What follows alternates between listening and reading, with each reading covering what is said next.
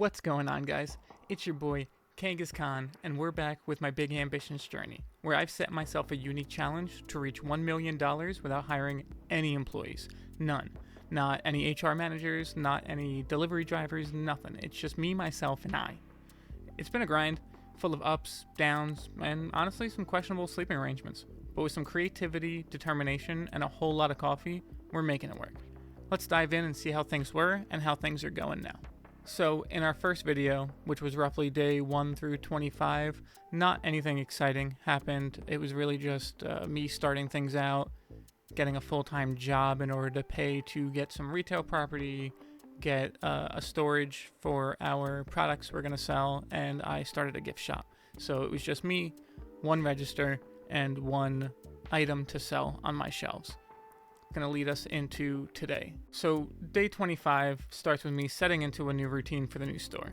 I wake up from my cozy bench on 3rd Street, I grab a bite to eat, and I head to the shop. Each morning before the customers arrive, I mop the floors and I restock my lonely single shelf. And then I prepare for the day. To squeeze in a little extra profit, I decided to open up an hour earlier. It didn't really affect my energy too much, and it still gave me enough energy so after the day I could make a quick run to the warehouse and get some new supplies if I ran out of them. With the routine set, the next few days it was really just about trying to save up for the next big expansion. I wanted to start selling expensive gifts. I was hoping this would at least double my profits since I'd have 2 items to sell, and it might even give me a little bit more since the expensive gifts sell for quite a bit more. I run the shop as usual, but the grind actually starts to pay off. By day 30, I've saved enough to make my move, and I grab the display stand and set it up in the store. Then I stock it with the expensive gifts. This small addition does indeed push my daily income to double from about $320 to $700. This is a huge milestone for my little shop because that just means I can start expanding faster. With my profits almost doubled, we start moving into day 32. I started noticing that my customers were complaining about the store being a little too quiet, so I decided it's time to invest in some speakers to improve their shopping experience. And let me tell you something, the music in this game, absolute bops. For the first 2 days that I installed the speakers and I was sitting in the store, I didn't even fast forward the day. I was literally just sitting there enjoying the radio like a shopkeeper DJ that I probably am at heart. I don't even think I need to move into the nightclub business route because honestly, it's all right here. Take a listen to some of these bops.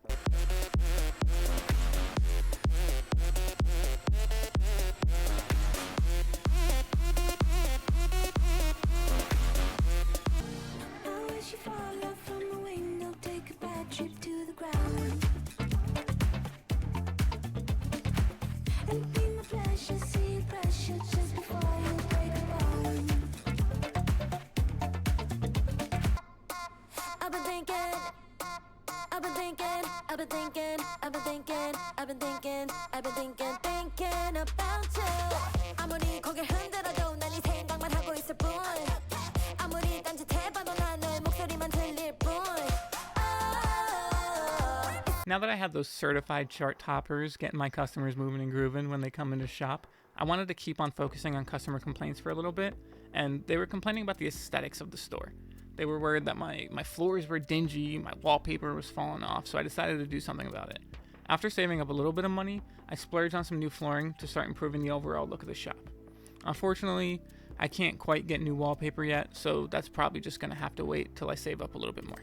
And now that we got my store looking a little bit better, day 40 brings my biggest income day yet, $1,000. The dopamine hit that you get from making money in a fake game is actually kind of wild. I can't believe it, and I wish I was making $1,000 a day now to be able to feel what that's like in real life. But with the success does come its own challenges. In Big Ambitions, one of the things that happens when your energy runs all the way low is you have to go to the hospital, which is $2,000. And $2,000 can actually just ruin this run. So to avoid that, I have to carefully manage my stamina, and at one point, I even had to just leave items that I bought on the side of the road, hoping nobody steals them, to rush to a park bench and rest. The grind honestly is real, and whatever those YouTubers tell you, it is not easy. If you're trying to make real money, you better get used to sleeping on park benches because this seems like the only way to go. But as I keep moving and grooving, day 42 brings another huge turning point. I finally buy a bed and a fridge for my apartment. No more sleeping on park benches or running to the store to grab a snack all the time. Now I can rest properly and start each day fresh. This brings a couple of benefits. The bed I can now sleep in, I think it's 24 hours in one go. Granted, I'm not going to be doing that. But with the park bench, I had to just sleep in increments of 4 hours. So it just made the playthrough that much longer of clicking, and it's not like it changes a whole lot, but it does make it a little bit better on me as like a UI perspective of it all. And having the food means that I could just wake up. The bed also gives you a better rested bonus, so I could sleep for less, but I could also wake up a little bit later, or I could get things done before I open my store because my home is right across the street. So I could just wake up, grab something to eat, and go right across the store. It probably saves me a good 30 minutes of in-game time. Now that I've got my house feeling more like a home, by day 48, I've reached $1,700 a day. To save time, I adopted this new strategy for stocking up. Instead of just running back and forth between the warehouse and the store, I just load up multiple shopping carts and I leave them outside of the store, and then I could just casually make my way without having to worry about shops closing or anything. Because one of the issues that I was having was by the time I closed the store, I only had about 4 hours to get to the warehouse, get back. If I needed to expand, I also had to get to the appliance store. And not only that, I also had to worry about the energy of everything. So I just started going to the store, buying in bulk, sticking it outside, and then I would try to bring whatever I can back. Well, first I'd go to the appliance store, try to make that work, and then I would just try to bring what I could back, and if the energy wasn't going to let me do that, I would just take a nap on a bench somewhere, and then go and finish my tasks, and then just go to sleep for the night. Because I don't have a car, so trying to get everything back and forth in time just didn't seem feasible, and now that I'm getting more customers, I do have to make these trips more often. So with this problem in mind, I decided to make a more permanent solution to it. So on day 50, I just keep the store open for about 2 hours because I'm trying to keep that happiness bonus from making a profit. But I didn't do the math right, and I ended up still losing money. So you win some, you lose some. It's kind of whatever. But after I closed the store, I wanted to really increase my inventory count, so I invested in a storage shelf, and I just spent the whole day going back and forth to the warehouse trying to bring back as much stuff as I can so I could save myself on some of those trips later. And while I was doing this, I had time to go and get another display stand, and I was able to get flowers into my shop too. So day 50 really proved to be a huge jump in my progression for the store. Granted, it's still a gift shop, there's only so much I could do, but I can see that I'm getting to the final stages of this store, and maybe I could start looking to expand to something different soon. So just to recap a little bit of what we've done today, I was able to go from opening my shop to fully kitting it with cheap gifts, cheap flowers, expensive flowers. I was able to get the aesthetic to look a little nicer. And I do truly feel like this store is coming up in its finalization phase. I'm probably gonna, save up a little bit, go through some days, and try to get a little bit of a stockpile. If I wanted to be cheap about it, I really could just keep fast forwarding day after day after day after day until I reach $1 million. But at $1,700, I mean, we're talking 1,000 days or something like that. And I do want to continue growing, so I think I'm gonna start working on the grocery store next. I think that would be a good fit. I think that'd be cool.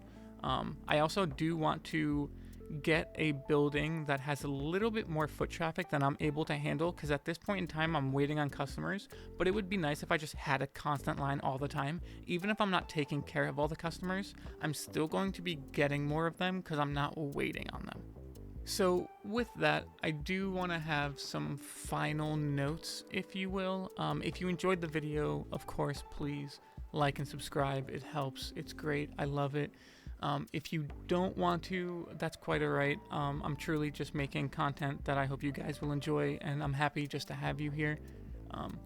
If that's all you were here for, you could probably leave the video now, but anybody who's actually kind of into this As you could tell, the style of this video is a little bit different than the first one, and I'm probably going to try to keep the style a little bit more like this. I like the more condensed information.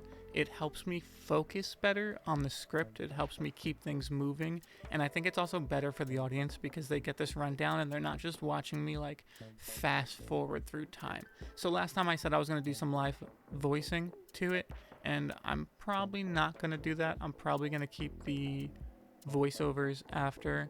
I just like the way it feels better, and I think it leads to a better workflow, if you will, to the videos. But again, I do appreciate everybody who came to check out the video, and until next time, I'm out. Later.